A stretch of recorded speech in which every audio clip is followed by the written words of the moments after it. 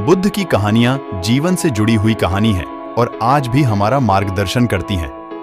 यही कारण है कि हिंदी में बुद्ध की कहानियां बेहद लोकप्रिय हैं।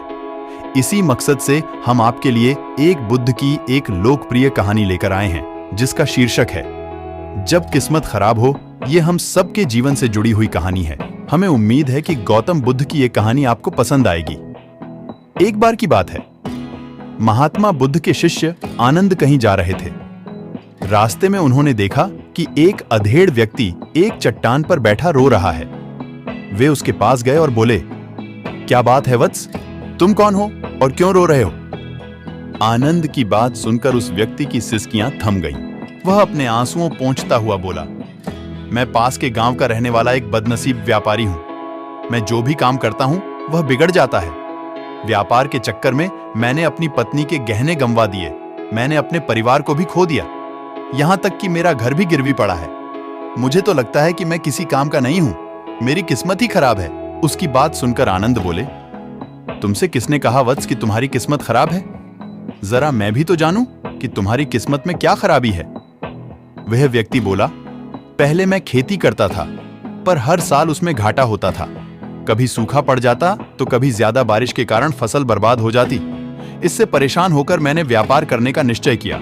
मैंने पत्नी के गहने बेचकर अपना व्यापार शुरू किया, लेकिन मेरा व्यापार नहीं चला।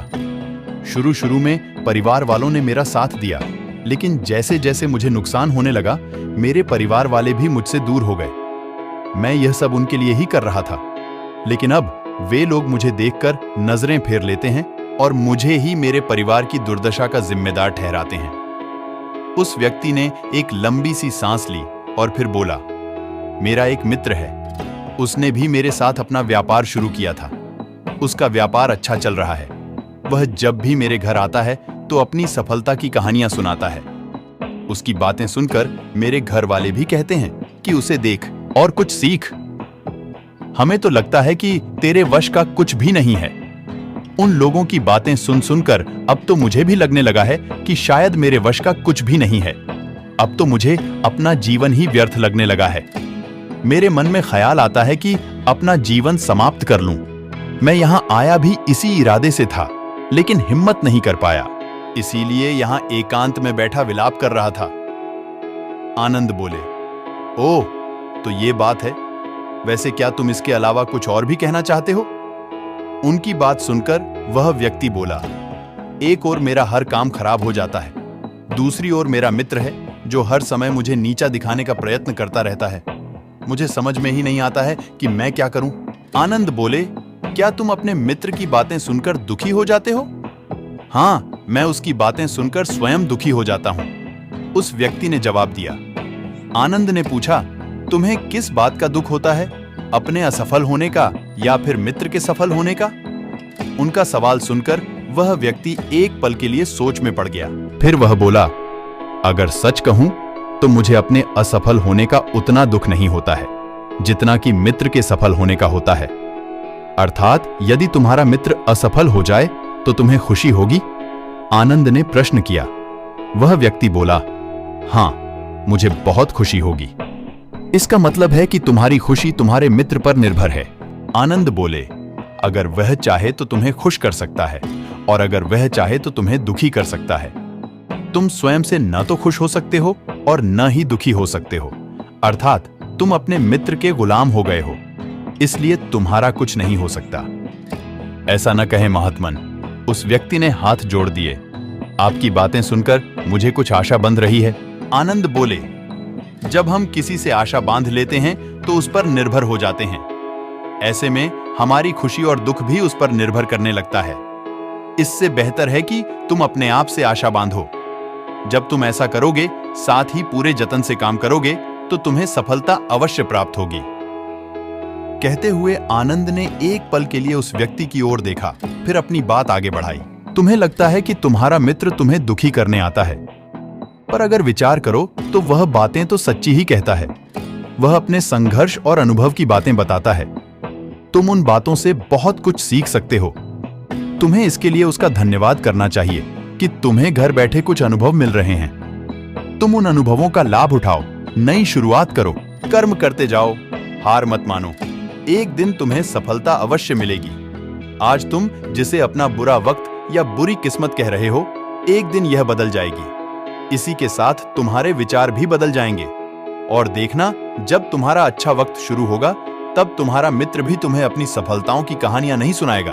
तब वह अपनी असफलताओं की बातें बताएगा, ताकि तुम उसकी बातें सुनकर भ्रमित हो जाओ, तुम्हारा आत्मविश्वास हिल जाए और तुम गलत निर्णय ले सको। लेकिन उस समय भी तुम्हें अपनी बुद्धि का प्रयोग करना होगा। तुम्हारा मित्र जैसे आज तुम्हें दुखी करने आता है, उसी तरह उस समय भी वह तुम्हें दुखी करने आएगा। क्योंकि जिस तरह उसे दुखी देखकर तुम्हें मजा आता है, उसी तरह उसे भी तुम्हें दुखी देखने में उतना ही मजा आता है। वह व्यक्ति बोला, आपने सही कहा, लेकिन मेरा सबसे बड़ा दुख यह है कि मेरे परिवार के लोग भी इसमें शामिल हैं। वास्तव में मैं तो अपने परिवार के लिए अच्छा करना चाहता था, लेकिन वे लोग भी मेरी बात नहीं समझते हैं। वे भी मुझे गलत कहते हैं और अब तो वे मेरे साथ भी नहीं हैं। आनंद बोले, मैं सब समझ गया, तुम सांत्वना चाहते हो।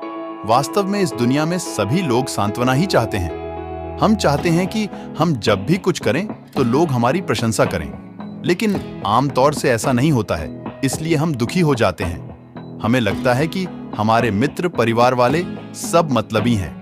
लेकिन तुम अगर किसी को अपना परिवार मानते हो और उसके लिए कुछ करना भी चाहते हो, तो तुम्हें ऐसा क्यों लगता है कि तुम दूसरों के लिए कुछ कर रहे हो? वास्तव में तुम अपनी खुशी के लिए कर रहे हो। इसलिए परिवार के लिए कुछ करना वास्तव में अपने लिए ही करना होता है। लेकिन अगर ऐसा करते समय तुम्हें लगता है कि तुम दूसरों के लिए कर रहे हो, तो तुम दुखी रहोगे। और अगर तुम्हें लगता है कि तुम अपने लिए कर रहे हो, तो तुम खुश रहोगे। क्योंकि जब तुम अपने लिए कुछ अच्छा करते हो या करना चाहते हो, तब तुम्हें सांत्वना की जरूरत नहीं पड़ती है। आनंद की बातें सुनकर उस व्यक्ति के चेहरे के भाव बदल गए। वह बोला, आप सही कह रहे हैं, मैं समझ गया हूं। अब तक मेरी किस्मत खराब इसलिए थी क्योंकि वह दूसरों के हाथ में थी। अब मैं अपनी किस्मत को अपने हाथ में रखूंगा। मैं फिर से प्रयत्न करूंगा, पूरे मन से काम करूंगा, और जब तक सफलता नहीं मिल जाती, चैन से नहीं बैठूंगा। उस व्यक्ति की बात सुनकर आनंद मुस्कुराए और उसे एक छोटी सी डिबिया देते हुए बोले, इस डिबिया को हमेशा अपने पास रखना। इसमें एक ऐसा राज है जो तुम्हें बड़े से बड़े दुख से भी बाहर निकाल लेगा। लेकिन इसे तभी खोलना जब तुम्हारे जीवन में कोई रास्ता न सुझाई दे और तुम्हें लगे कि सब व्यर्थ है। यह दुनिया व्यर्थ है और यहां रहना भी व्यर्थ है। उस व्यक्ति ने आनंद को धन्यवाद दिया और डिबिया को लेकर चला गया। उसने नए उत्साह के साथ फिर से अपना व्यापार आरंभ किया। उसका व्यापार चल निकला। अपनी मेहनत और लगन के बल पर वह एक बड़ा व्यापारी बन गया। परिवार वाले भी उसके साथ आ गए और उसका जीवन हंसी खुशी बीतने लगा। अब वह भूतकाल का रोना छोड़ चुका था। वह भविष्यकाल की भी चिंता नहीं करता था, बस अपने वर्तमान को संवारने में लगा रहता था। और जो कुछ भी वह करता था, वह अपने लिए करता था, अपनों के लिए करता था। इसलिए वह प्रसन्न था। उसके जीवन में अब कोई दुख नहीं था। लेकिन वक्त हमेशा एक जैसा नहीं रहता है, वह बदलता रहता है। उसके जीवन में भी बदलाव आया। एक दिन उसके राज्य पर पड़ोसी राजा ने चढ़ाई कर दी। उसने इस राज्य पर अपना कब्जा कर लिया। उसके सैनिकों ने चारों ओर लूटमार मचा दी। उन्होंने व्यापारी का सारा धन लूट लिया। उसके घर में आग लगा दी। जान बचाने के लिए उसे अपने परिवार के साथ वहां से भागना पड़ा। वह व्यक्ति अपने परिवार के साथ कई दिनों तक इधर उधर भटकता रहा। वह दाने दाने को मोहताज हो गया। उसका बच्चा बीमार हो गया। इलाज के अभाव में वह तड़पने लगा।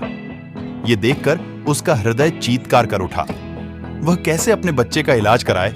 उसके पास तो खाने के लिए भी पैसे नहीं थे। ऐसे में उसे एक बार फिर निराशा ने घेर लिया। उसे लगने लगा कि उसका जीवन व्यर्थ है, सारी दुनिया व्यर्थ है, किसी भी बात का कोई मतलब नहीं है। भले ही आप जीवन में कितना भी कुछ कर लो, कितनी भी सफलता हासिल कर लो, पर अंततः यह जीवन समाप्त ही होता है। तो फिर ऐसे में जीवित रहने का क्या फायदा? इससे तो अच्छा है कि वह अपना जीवन समाप्त कर ले। लेकिन तभी उसके दिमाग में आनंद की दी हुई डिबिया कौंध उठी। उसने उत्सुकता के साथ उसे खोला। डिबिया के भीतर एक पर्ची रखी हुई थी। पर्ची पर कुछ लिखा हुआ था। उसे पढ़कर उसकी आंखों के आगे छाया निराशा का अंधेरा छंट गया और वह मुस्कुरा पड़ा। पर्ची पर लिखा हुआ था, यह समय भी बीत जाएगा, उसने डिबिया को अपनी मुट्ठी में भींच लिया और एक नई शुरुआत के लिए उठ खड़ा हुआ। दोस्तों, अगर आप भी ऐसी ही परिस्थिति से गुजर रहे हैं तो निराश ना हो। अपने अतीत पर शोक मत करें, न ही भविष्य की चिंता करें। अपने वर्तमान को जिएं और उसे बेहतर बनाने के लिए सच्चे मन से प्रयत्न करें। यकीन जानें, जल्दी ही आपकी किस्मत भी बदलने वाली है।